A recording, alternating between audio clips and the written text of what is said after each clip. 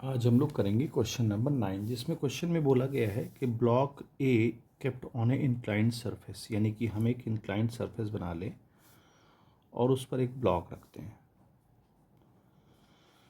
कहते हैं a block a kept on inclined surface just begin to slide if the inclination is 30 degree. अगर inclination 30 degree होता है तो वो नीचे को चलना स्टार्ट कर देता है। The block is replaced by another block B.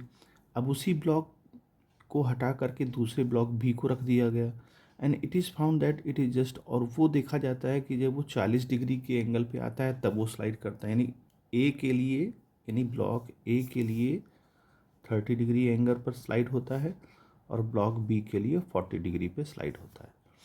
तो हमें बताना है कि मास ए का ज़्यादा है बी से या मास बी का ज़्यादा है, ये दोनों का मास इक्वल है, ये तीनों ही कंडीशन पॉसिबल हो सकती है। तो देखिए, सबसे पहले हम इसके बारे में थ्योरी का पार्ट समझते हैं।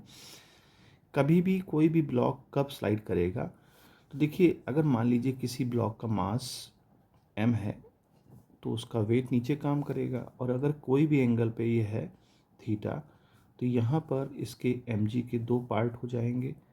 ये एंगल थीटा है तो mg cos थीटा बनेगा और ये mg sin थीटा बनेगा, और रिएक्शन फोर्स ऊपर लगेगा, नॉर्मल रिएक्शन फोर्स r।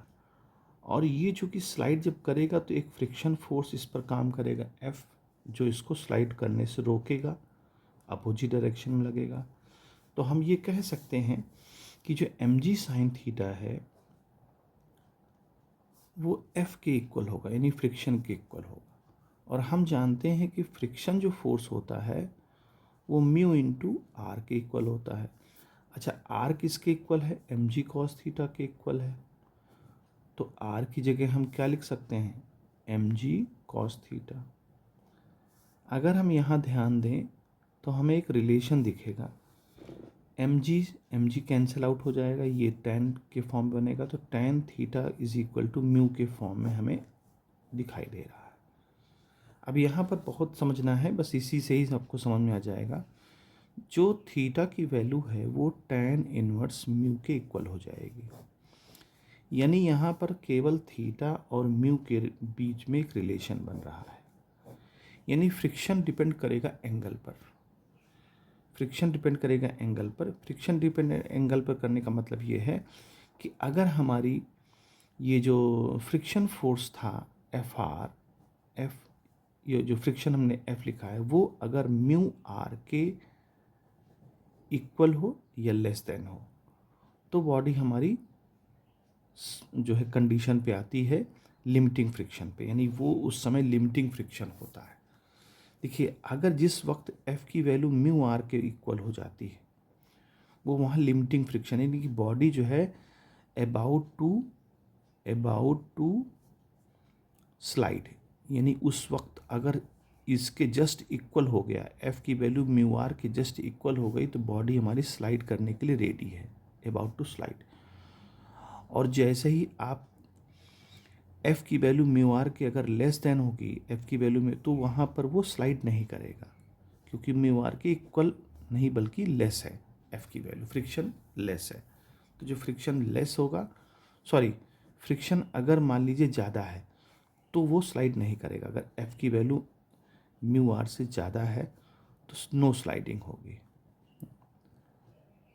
अगर F की वैल्यू म्यू आर से कम है तो स्लाइड होगा।